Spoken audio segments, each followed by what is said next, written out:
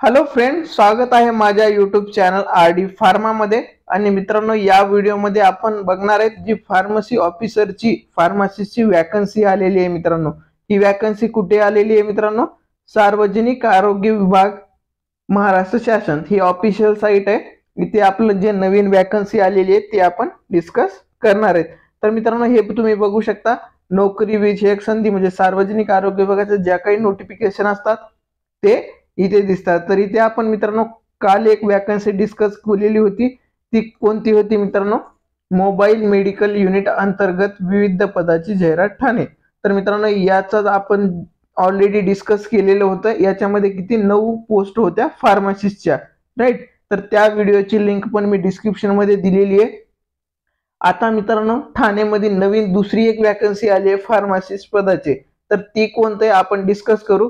तर इथे बघू शकता, ठाणे आणि 15वा वित्त आयोग तसेच राष्ट्रीय आयुष्य मिशन अंतर्गत विविध पदाची जाहिरात। म्हणजे मित्रांनो, ही वॅकन्सी कोणती असणार आहे? राष्ट्रीय आयुष मिशन। तर ह्याच्यामध्ये मित्रांनो फार्मासिस्ट पदाची वॅकन्सी आलेली आहे। तर मित्रांनो, आपण हे डिटेल नोटिफिकेशन या व्हिडिओत बघणार आहे। त्याची एलिजिबिलिटी काय असणार आहे, स्पेकेल काय असणार आहे, हे सर्व गोष्टी आपण या व्हिडिओमध्ये बघणार आहेत। तर मित्रांनो, आता हे पीडीएफ नोटिफिकेशन मी डाउनलोड करून घेतो। तर हे पीडीएफ मध्ये आपण बघणार आहे की फार्मसिस्टच्या किती वॅकन्सी आहेत। हे नोटिफिकेशन डाउनलोड झालेलं आहे। इथे बघा, राष्ट्रीय आयुष अभियान म्हणजे मित्रांनो राष्ट्रीय आयुष अभियान, राष्ट्रीय आरोग्य अभियान व 15 वित्त आयोग अंतर्गत जिल्हा आरोग्य सोसायटी ठाणे पद भरती जाहिरात। मित्रांनो, याच्यामध्ये राष्ट्रीय आयुष अभियान मध्ये ठाणेमध्ये ही वॅकन्सी आलेली आहे। तर मित्रांनो, इथे डिटेल मध्ये दिलेले हे नोटिफिकेशन भी तुम्हाला टेलिग्राम चॅनल वर भेटणार आहे। तर इथे बघू शकता मित्रांनो, याची फार्मसिस्टच्या किती पोस्ट आहेत ते आपण आधी बघू। जे की आपलं फार्मसिस्ट पोस्ट आहे त्याच्या रिलेटेड किती वॅकन्सीज आहेत हे आपण बघणार आहोत। तर मित्रांनो, इथे बघू शकता, हे 12 नंबरला जे दिलेले आहे ते आपलं फार्मसिस्ट ही दिलेले आहे। बाकी अदर पण वॅकन्सी आहेत, पण इथे मित्रांनो आपण फार्मसिस्ट या वॅकन्सी बद्दलच बोलणार आहेत। तर मित्रांनो, टोटल नंबर ऑफ वॅकन्सी किती आहे तिथं? तर मित्रांनो, फार्मसिस्ट पदाच्या 5 वॅकन्सी आहेत, 5 वॅकन्सी टोटल आहेत।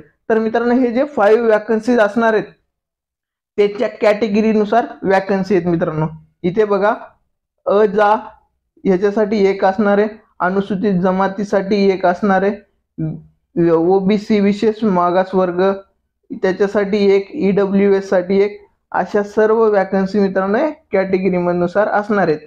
तुमच्या कॅटेगरीनुसार जर वॅकन्सी ते असेल तर तुम्ही अप्लाय करू शकता। तर मित्रांनो, याचे डिपार्टमेंट जे दिलेले आहे, नियुक्ती स्तर दिलेलं आहे।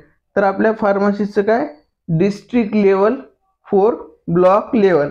तर मित्रांनो, आता महत्त्वाचं म्हणजे शैक्षणिक अर्हता म्हणजे इलिजिबिलिटी बघणार आहे। तर या पोस्टसाठी इलिजिबिलिटी काय आहे सर?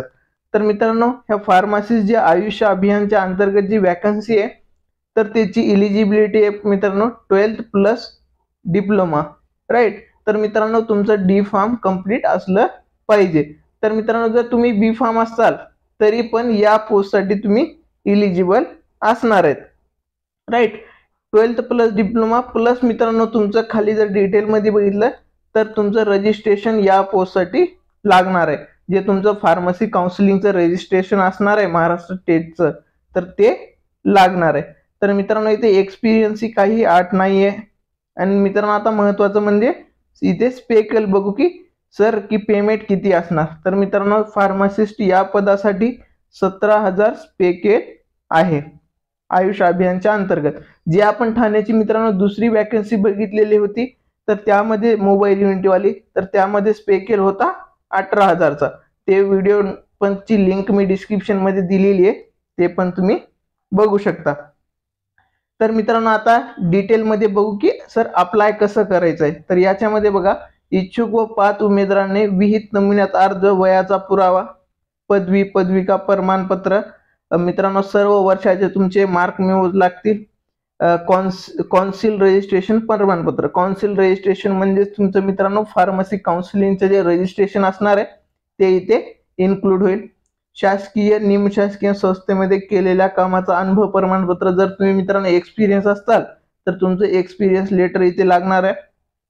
नंतर मित्रांनो तुमचं कास्ट लागणार आहे, पर्टिक्युलर जे कॅटेगरी असणार आहे त्याचं प्रमाणपत्र लागणार आहे, तसंच कास्ट व्हॅलिडिटी तुम्हाला इथे लागणार आहे. आणि मित्रांनो हे कधी कुठे जमा, किती तारखेला जमा करायचे तुम्हाला, 21/2/2024 म्हणजे मित्रांनो 21 फेब्रुवारीला तुम्हाला हे सर्व डॉक्युमेंट आणि खाली जो अटॅच ऍप्लिकेशन फॉर्म पण आहे तो फिल करून 21 फेब्रुवारीला कुठे जमा करायचे, रोजी सायंकाळी 5 वाजेपर्यंत 4था मजला राष्ट्रीय आरोग्य अभियान जिल्हा आरोग्य अधिकार कार्यालय, कन्या शाळा आवार, जिल्हा परिषद ठाणे येथे शासकीय सुट्टीचे दिवस वगळता कार्यालयीन कामकाजाच्या दिवशी सादर करण्यात यावे व मुदतीनंतर आलेले अर्ज स्वीकारणार नाहीत. म्हणजे मित्रांनो हे जे डिटेल डॉक्युमेंट अटॅच करून तुम्हाला ऍप्लिकेशन फॉर्म फिल करून काय करायचे, 21 फेब्रुवारी 2024च्या आधी काय करायचे, कार्यालयीन टाइम मध्ये ही जे हा जो ऍड्रेस दिलेला आहे तिथे तुम्हाला ऍप्लिकेशन फॉर्म द्यायचे मित्रांनो. तर मित्रांनो हे जे काही 5 वॅकन्सीज असतील त्यांचे डिटेल इन्फॉर्मेशन तुम्हाला या www आरोग्य महाराष्ट्र गव्हर्नमेंट इन म्हणजे आपण जे साईट दाखवली तिथे भेटणार आहे सर्व इन्फॉर्मेशन. तर मित्रांनो इथे ऍप्लिकेशन फीस बी राहणार आहे.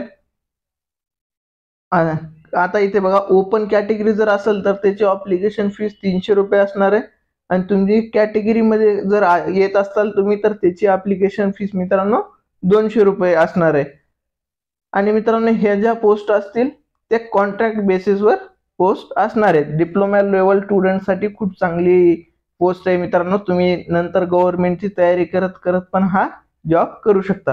तर मित्रांनो नंतरचा महत्वाचा असा क्वेश्चन आहे की सर निवड प्रक्रिया कशी होईल, म्हणजे सिलेक्शन कसे होणार आहे. जर जास्त फॉर्म आले तर याच्यामध्ये 5च पोस्ट आहेत तर त्याच्या सिलेक्शन क्रायटेरिया काय असेल. तर मित्रांनो सिलेक्शन क्रायटेरिया पण इथे सिंपल दिलेले आहे.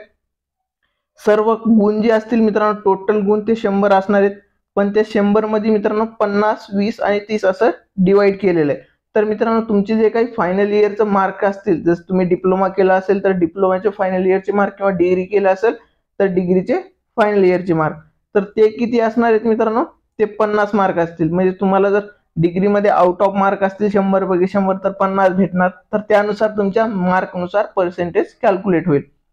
त्यानंतर मित्रांनो हे जे 20 मार्क आहेत हे कशाच्या आधारावर येतील, तुमचं हायर एज्युकेशन किती झालेलं आहे. म्हणजे तुम्ही बी फार्म असतील तर डिप्लोमा वाल्यापेक्षा तुम्हाला जास्त भेटणार मार्क.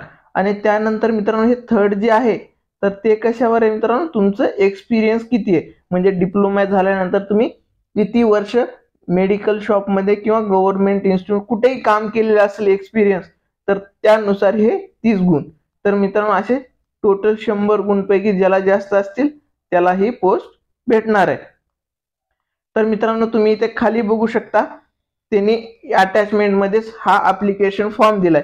म्हणजे ज्यावेळेस तुम्ही अप्लाय करणार आहेत या पोस्टसाठी मित्रांनो नॅशनल आयुष मिशन, तर यामध्ये मित्रांनो तुम्हाला हा ऍप्लिकेशन फॉर्म फिल करावा लागेल सर्व. त्यानंतर मित्रांनो जे आपण ऑलरेडी डिस्कस केले डॉक्युमेंट ते सगळे डॉक्युमेंट अटॅच करावे लागतील. त्यानंतर मित्रांनो लहान कुटुंब असल्याचा पण तुम्हाला इथे जोडावं लागेल आणि हे सर्व डिटेल याच्यामध्ये दिलेले आहे. आणि हे जे आहे मित्रांनो डिटेल नोटिफिकेशन, हे नोटिफिकेशन तुम्हाला माझ्या टेलिग्राम चॅनलवर भेटणार आहे. आणि मित्रांनो टेलिग्राम चॅनलची लिंक डिस्क्रिप्शन मध्ये दिलेली आहे. मित्रांनो मी अशा सर्व ज्या काही फार्मसीच्या वॅकन्सीज असतात त्याच्यावर व्हिडिओ बनवत असतो आणि तिची डिटेल इन्फॉर्मेशन स्टुडंटला देत असतो. याच्यामध्ये मित्रांनो ऑलरेडी आपण बीडची वॅकन्सी होत्या त्या डिस्कस केलेले आहेत. ठाण्याची जी सार्वजनिक मोबाईल युनिटची वॅकन्सी आहेत तिथे 9 वॅकन्सी आहेत ते इन्फॉर्मेशन दिलेले. आजच्या व्हिडिओमध्ये 5 वॅकन्सीज आहेत. तसंच RRBची स्टाफ सिलेक्शन कमिशनची, रेल्वेमध्ये ज्या काही फार्मसीच्या वॅकन्सीज असतील मित्रांनो सर्व आपल्या यूट्यूब चॅनलवर तुम्हाला भेटणार आहेत. यूट्यूब चॅनलला सबस्क्राईब करा. व्हिडिओ आवडला असेल तर व्हिडिओला लाईक करा मित्रांनो. आणि तसंच मित्रांनो ड्रग इन्स्पेक्टर DI ची आपण बॅच पण स्टार्ट केलेली आहे. थँक्यू.